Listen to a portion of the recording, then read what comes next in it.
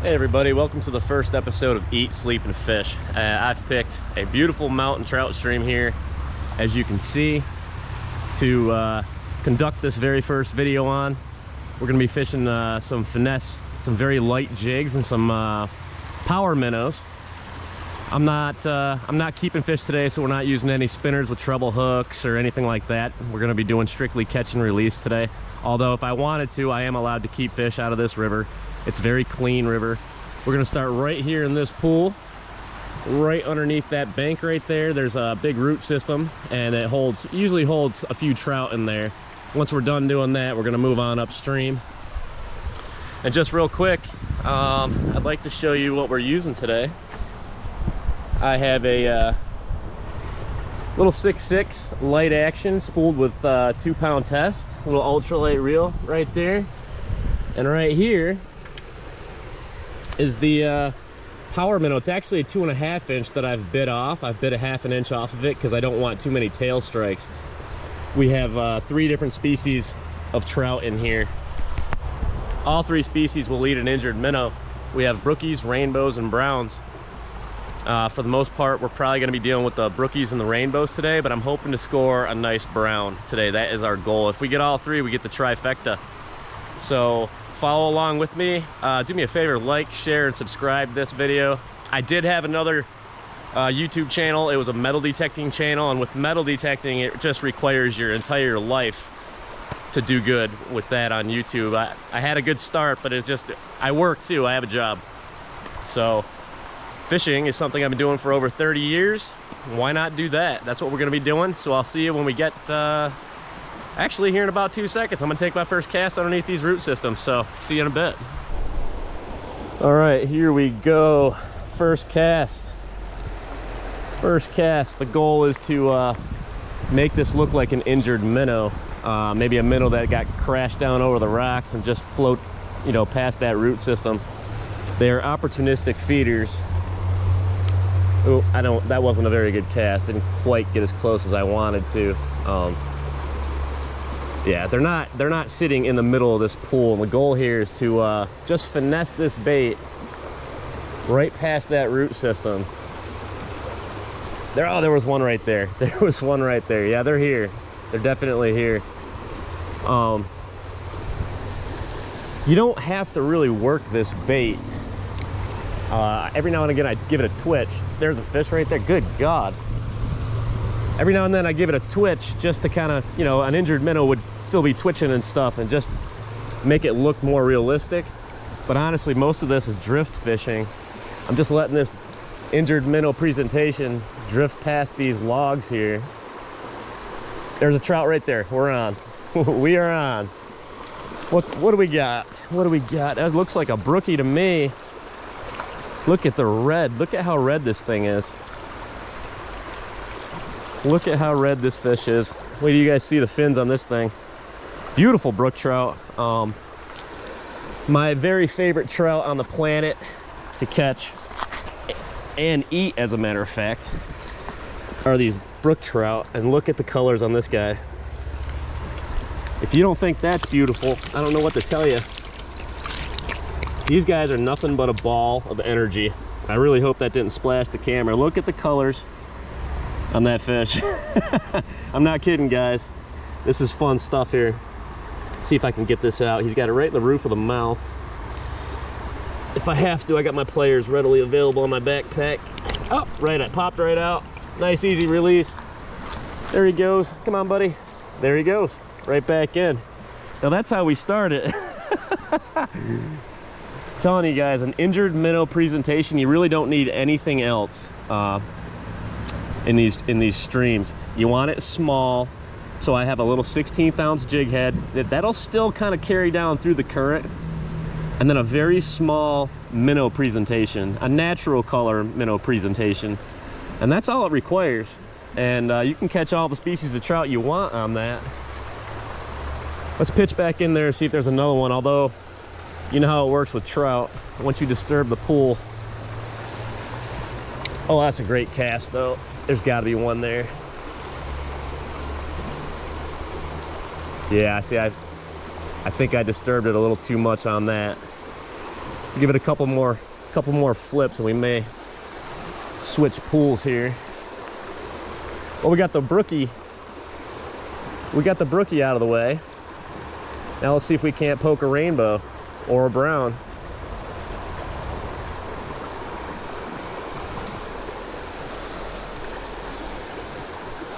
Take another pitch right in there, right in that current.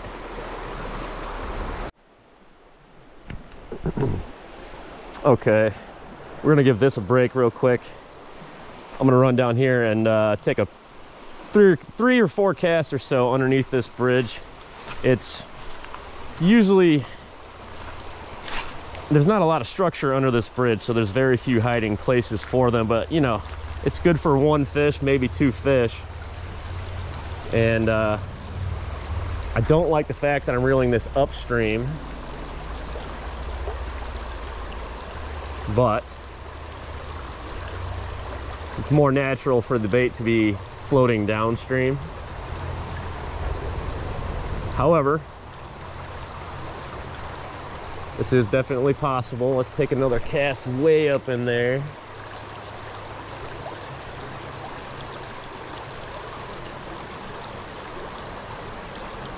Now in this case, since I'm reeling it upstream, I'm barely moving it.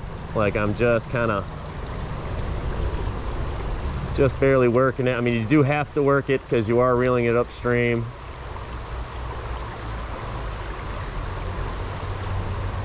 Okay, yeah, I'm gonna give it one more cast. If we don't score in here, we are moving upstream. We're gonna go find a brand new pool. There's one right there. As soon as it hit the water. Oh, I'm glad I made that one last cast. It looks red to me. I don't know, it's fighting good though. This could be a big brook trout. Oh, it's a nice brook trout, I think. Oh, he's just buried in that current right there. What do we got? What do we got? I bet you this is a brookie. Nice brook trout, beautiful brook trout. Not quite as red as the other one. This one may be more of a native. No, it's got a lot of red. Got those red fins. All right, let's get him off the hook real quick. Oh, I should have wet my hands. All right, guys, so typically what you're supposed to do when you're handling these fish, and I was thinking too fast on this one, what you're supposed to, there, the hook's out, the bait's out. There he is, beautiful fish, gorgeous. This would be amazing. Oop, eating. Nah, come on, I didn't want to do that to you, bud. All right, there he goes. He's fine. He swam off. He's gone. A little bit of a rough release there. A little bit of a rough release there.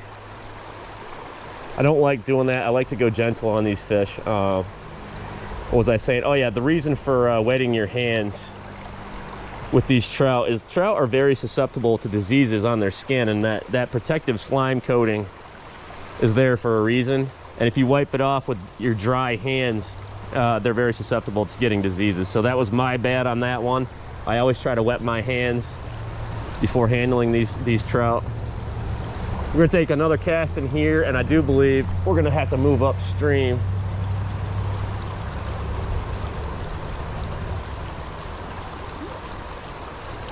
It's not very deep under this bridge. Very few hiding places, and it's under a bridge, so it's fished a lot. So I'd like to go way back in the woods and find a pool that's not so accessible. So that's 2 brookies so far on the day. I always say one more cast and then I give it another one anyways. Typical fisherman talk.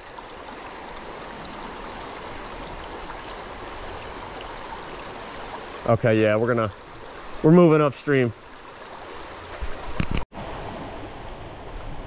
Hey guys, real quick before I move upstream here, I just want to show you my setup as far as my pack. When you're trout fishing like this in the river, you're actually going to be in the river, so you don't want to have too much stuff in your hands. So everything has to fit in this backpack. Right off the bat, my pliers on the outside of my backpack. I always choose a backpack with a lot of these D-ring holders on it, you know, because the pliers fit perfectly in there. If I needed those pliers real fast out here landing a fish, I could just drop my backpack, boom, the pliers are right there. And then obviously I'm going to be out here for a few hours, so, and I'm going to be way away from the car. So I got my gas station fire chicken sandwich. I'm sure that's going to be delicious. And some water. And then obviously my my baits, and the only bait I'm using today really is just those minnows, which I have accessible in the front pouch. And I got a little thing of jigs. That's it. I'm keeping it super simple, and I'm very mobile. And so that's how I roll when I'm doing these you know, mountain stream videos. I'm literally walking in the water, so I can't have anything really in my hands. And so this is the best way to do it. It's just, you know, just a little advice on how to pack for these trips to help you be a little more successful, help you be a little bit more mobile. All right, everybody, so as I'm walking upstream, we just came from way down there. As I'm walking upstream, I'm constantly looking here, and this is not much of a pool as far as depth is concerned, but it's a great spot. There's that big boulder right in the middle with slack water behind it. And again, there's those rocks up there with slack water behind it too. And that's a perfect hiding spot for any one of these species of trout. So it's always worth, as you're walking along, a couple of casts. Even if it doesn't look that fishy to you, it very well may be. You might be skipping past quite a few trout. Let's pitch a cast in there. I was right behind that rock. And I won't waste my time here. I'm only gonna pop a few casts in there, because if there is a trout sitting in there, he's gonna bite almost immediately. So you want to do, you know, 2 to 3 casts and be done with it, and that's it. But it's definitely worth those 2 to 3 casts, and that's how I roll. I'm gonna do one more right out there by that rock.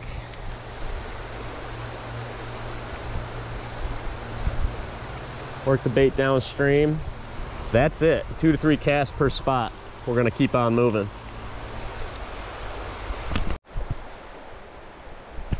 Okay, I found a little riffle here that's kind of caught my interest, and we're just gonna poke a cast up there, let it kind of work this bait down the stream here.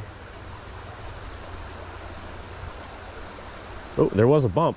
Somebody's home. I felt like a little brookie right there. Somebody's in there.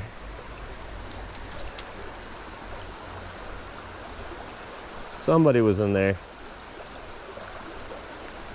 Yeah, it felt real small. So let's go take one way up there. Work the whole riffle.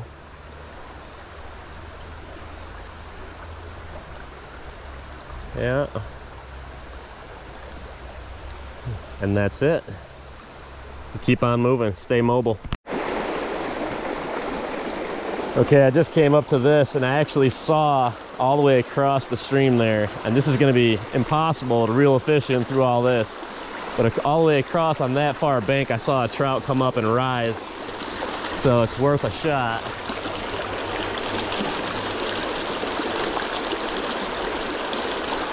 It's worth a shot. Sometimes you get lucky.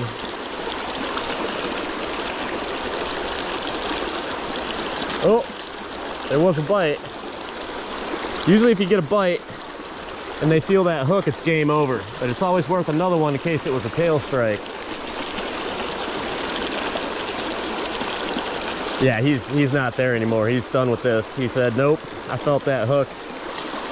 I guess I could take a quick pitch right here. There's a good hiding spot right next to this rock. I won't be able to work this bait hardly at all. It's such a small pool.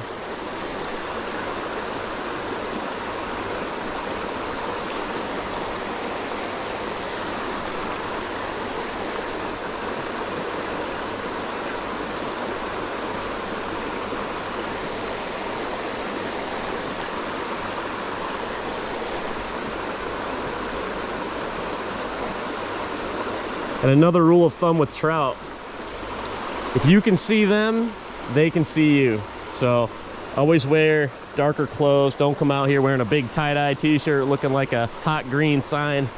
Try to be a little tactical when you're doing this. I'm gonna take a few pitches in this next pool up, and then I'm gonna turn the camera off until I find a more suitable pool. But there's one right here, since I got the camera on already. Very well could be holding at least a fish.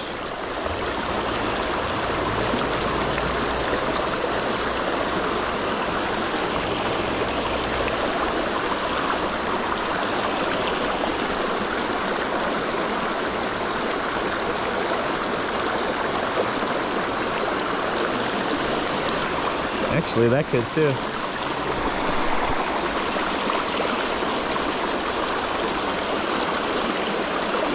Oh yeah. Oh, there he is. Boy, he slammed it. He's in that heavy current too. Oh my goodness. Oh, look at him jump. Is this a brown? Did we get another species? We did. It's a beautiful brown trout. Oh, am I glad I cast it in here. Am I glad I cast it in here. I can't believe that. It didn't. It just goes to show you. Keep your eyes peeled. That is a gorgeous fish. Oh, I only got 2 pound test. I only got 2 pound test. I'm gonna have to go downstream. Work him downstream. Come on, buddy. Oh, he's got me around a log. No, no, no. Got me around a log. Get out of there, bud. Get out of there, buddy. Oh, I got him. Oh, wow. What a brown. Come on, pal.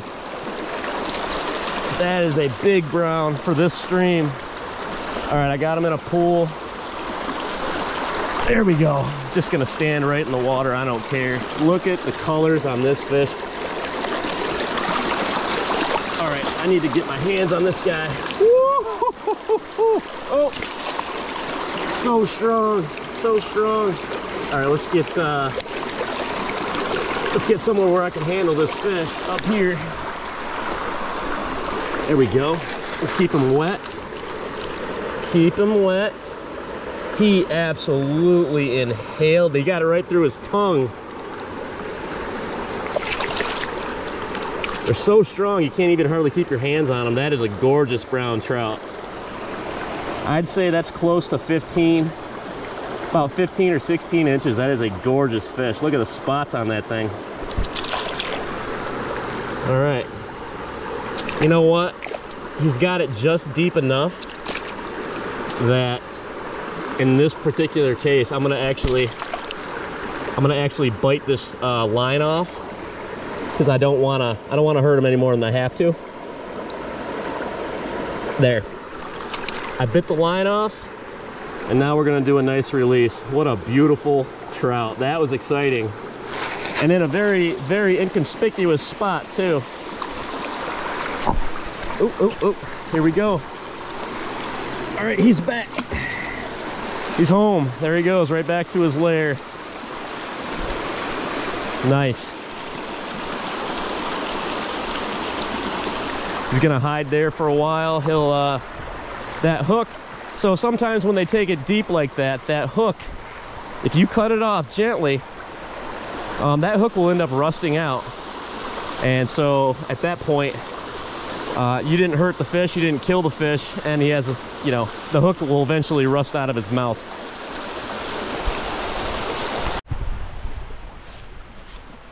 All right, guys, so what we're doing here, I'm getting ready to walk back to that original pool that we started at. I'm gonna try to finish out the video. I'd like a rainbow. The rainbow trout would give us that trifecta. Hey, look, guys, if you enjoyed this content, do me a favor, hit that like button, subscribe. It's my very first one. There's gonna be a ton in this. I'm not quitting. I'm gonna keep going. I'm 40 now, and we're just gonna see how long we can do this. I've left that pool alone long enough now that the fish should be active again. I've walked up river probably a mile, so we'll go back to this pool, give it our best shot, and that's where we're gonna finish out the video, and I'll see you there. All right, I put a fresh bait on because this bait was just falling off too much. Really would like to get that rainbow before I get out of here.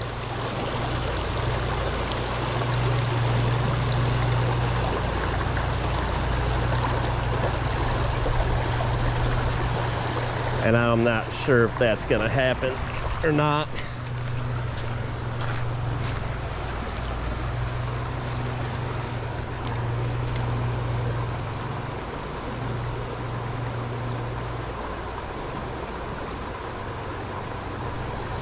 I'm on. I'm on. I believe it's another brook trout though. I don't think that's a rainbow. All right guys, this is gonna be the last one. After this, we're gonna call it quits. Ah, pretty little fish. Pretty little fish. And they're all the ones I've caught are really decent eating size fish. Let's get this guy released. There we go. Come here, buddy. Woo-wee. All right. I'd say he's ready to go. Gosh, he's so pretty. Look at the pink. Some purple in there. The GoPro probably doesn't do it any justice. But he's off the hook. And he's back in his home. There he goes. You might be able to see him swimming off right there. He's right there. Just hanging out, wondering what just happened. You know what? If I have enough battery on this GoPro, I might dip it underneath that root system just to finish out this video. All right, everybody. I didn't really have enough battery, nor did I have enough. I couldn't walk out there far enough. It's actually like 4 feet deep in this pool right here. I really hope you guys enjoyed this content. I do a lot of different types of fishing, so we're going to be doing all kinds of catch, clean, and cooks, pan fishing, bass fishing, carp fishing, cat fishing, you name it, we're going to be doing it. And I do live up here in the Northeast, so there's going to be quite a bit of ice fishing in the wintertime. If you enjoyed this video, again, give me a like, share, and a subscribe. We did not get the trifecta today, but we will. We're going to do it. So if you enjoyed, hit that like button. Thank you guys so much for paying attention. Thanks so much for clicking and watching, and I'll see you on the next episode. Thanks so much.